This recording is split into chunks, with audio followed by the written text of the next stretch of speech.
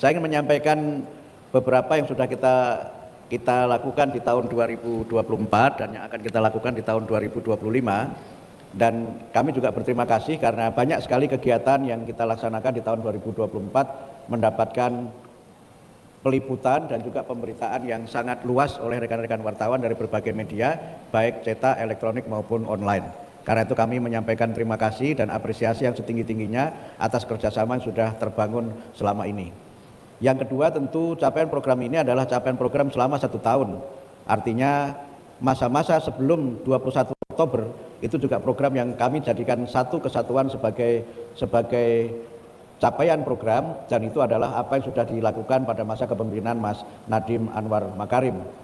Kemudian yang ketiga yang kami kira juga nanti kami sampaikan, program-program yang lebih merupakan highlight dari apa yang sudah kami lakukan, dan nanti juga kami sampaikan highlight untuk apa yang akan kami lakukan pada tahun 2025. Kami sampaikan bahwa program-program yang kami cantumkan dalam taklimat media ini adalah program yang pada tahun 2025 nanti itu sudah ada anggarannya dari APBN, yang itu masih juga terbuka kemungkinan untuk ada perubahan-perubahan seiring waktu. Karena itu maka kami ingin menyampaikan beberapa hal yang tidak keseluruhan nanti saya sampaikan mengingat waktu dan memberikan kesempatan kepada rekan-rekan dari media untuk bisa mengajukan pertanyaan atau mungkin tanggapan dan mungkin juga klarifikasi atau informasi-informasi yang bermakna untuk acara kita pada pagi hari ini.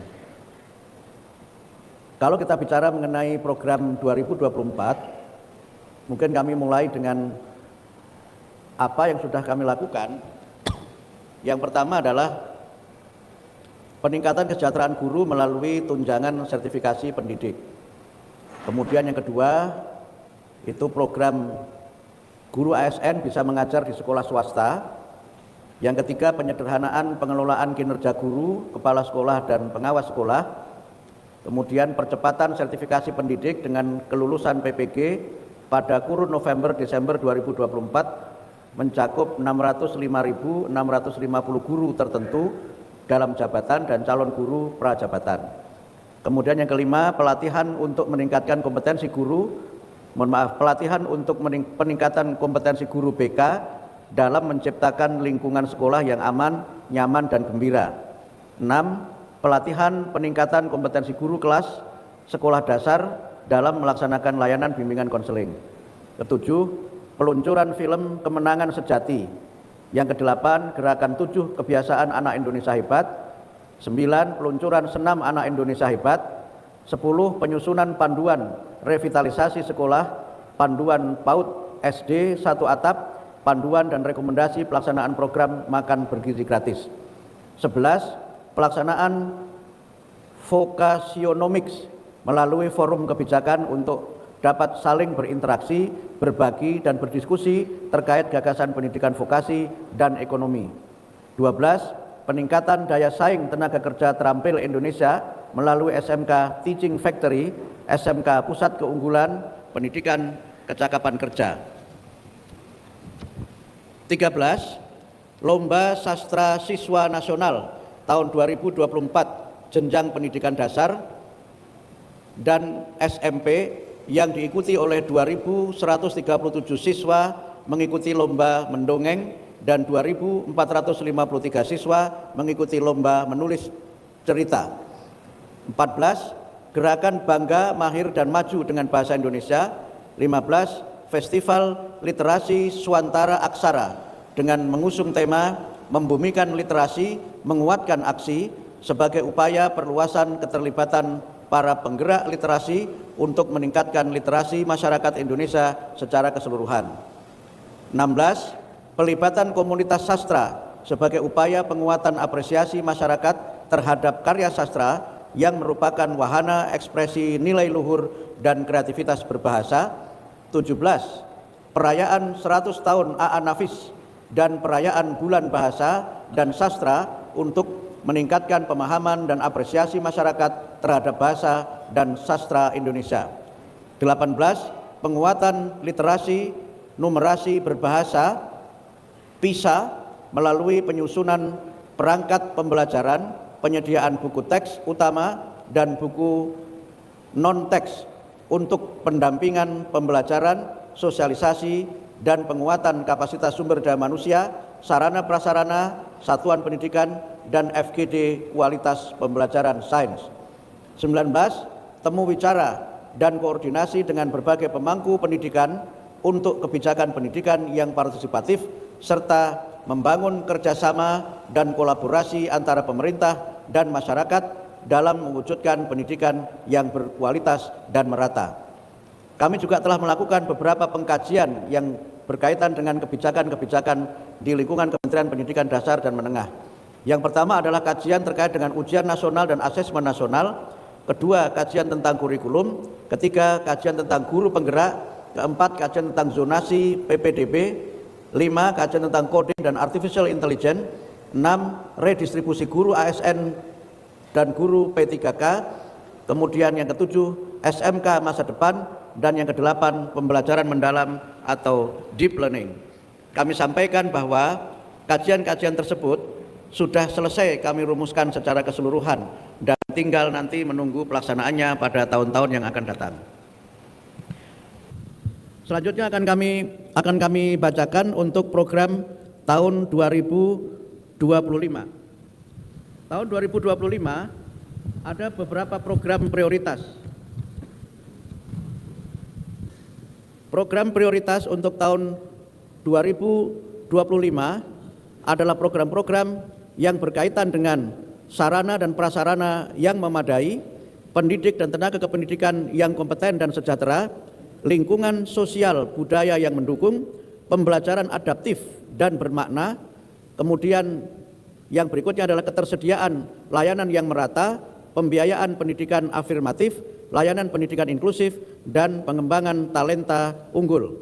Sesuai dengan visi pendidikan bermutu untuk semua, kami berusaha untuk melakukan beberapa program yang berkaitan dengan penguatan pendidikan karakter, kemudian wajib belajar 13 tahun dan pemerataan kesempatan pendidikan, peningkatan kualifikasi, kompetensi, dan kesejahteraan guru, pengembangan talenta dan prestasi, pemenuhan dan perbaikan sarana dan prasarana pendidikan, serta pembangunan kebahasaan dan kesastraan. Dalam kaitannya dengan pelaksanaan program tahun 2025, kami sudah mendapatkan DIPA yang diserahkan langsung oleh Bapak Presiden, yang anggaran untuk Kementerian Pendidikan Dasar dan Menengah adalah 33,5 triliun. Itu dari total anggaran pendidikan 724,2 triliun. Dengan dana 33,5 triliun itu, kami memiliki program prioritas pada tahun 2025, yaitu wajib belajar 13 tahun dan pemerataan kesempatan pendidikan. Yang kedua, penyediaan bantuan pendidikan dasar dan menengah bagi 18,59 juta siswa melalui program Indonesia Pintar. 3. Pemberian bantuan afirmasi untuk siswa daerah 3T dan Papua melalui program beasiswa ADEM bagi 3.879 siswa. Keempat, pemberian tunjangan guru ASN daerah yang meliputi tunjangan profesi guru untuk 1.522.727 guru, dana tambahan penghasilan guru untuk 332.170 guru, tunjangan khusus guru untuk 62.536 guru. Berikutnya adalah pemberian tunjangan guru non-ASN yang meliputi tunjangan profesi guru 392.802 guru, insentif guru untuk 57.000 guru, tunjangan khusus guru untuk 28.892 guru. Pelatihan peningkatan kompetensi guru bimbingan konseling untuk 22.000 guru. Pendidikan profesi guru untuk 395.235 guru dalam jabatan dan 19.808 peserta prajabatan. Program prioritas berikutnya adalah penyediaan bantuan operasional satuan pendidikan yang meliputi BOS reguler bagi 43.387.718 siswa SD, SMP, SMA, SMK, dan SLB. BOP PAUD reguler untuk 6.135.659 siswa. BOP kesetaraan reguler untuk 939.835 siswa. Kemudian BOSP kinerja untuk 51.439 satuan pendidikan. Program prioritas berikutnya adalah program revitalisasi pada 10.440 satuan pendidikan rehabilitasi, penambahan ruang pembelajaran dan satuan pendidikan baru untuk mendukung perluasan akses dan penguatan pembelajaran berkualitas seiring dengan upaya mendorong dampak ekonomi kepada masyarakat. Berikutnya adalah pendampingan kurikulum pembelajaran karakter dan mutu bagi 514 kabupaten kota dan 38 provinsi serta fasilitasi penyelenggaraan pendidikan keaksaraan untuk 33.000 orang. Berikutnya, fasilitasi pengembangan anak usia dini holistik integratif atau PAUD HI pada 10.000 lembaga dan implementasi kurikulum nasional di seluruh jenjang dan PAUD sampai menengah di seluruh provinsi dan kabupaten kota. Program prioritas 2025, penguatan pendidikan karakter bagi siswa jenjang pendidikan dasar dan menengah, pengembangan talenta dan prestasi peserta didik dengan penyelenggaraan 21 ajang talenta nasional dan keikutsertaan dalam 17 ajang internasional. Berikutnya, penyediaan beasiswa prestasi yang di dalamnya terdapat beasiswa unggulan Dharma Siswa dan beasiswa Indonesia Maju sebanyak 7.104 orang pada belanja Kemendikbudrismen dan 1.366 orang penerima beasiswa Indonesia Maju pada program kolaborasi LPDP. Satuan pendidikan yang diakreditasi sesuai dengan standar nasional pendidikan sebanyak 55.404 lembaga sebagai rekomendasi dalam penyusunan program perbaikan kualitas satuan pendidikan di Indonesia. Berikutnya, asesmen nasional dengan cakupan 494.665 satuan pendidikan untuk memotret kualitas hasil belajar dalam mendorong percepatan perbaikan mutu pendidikan di Indonesia. Berikutnya adalah penguatan kualitas 2012 SMK melalui program Pusat Keunggulan, Proyek Kreatif dan Kewirausahaan Industri 4.0, peningkatan mutu dan pabrik pembelajaran. Sertifikasi kompetensi dan magang luar negeri bagi 100.750 siswa SMK.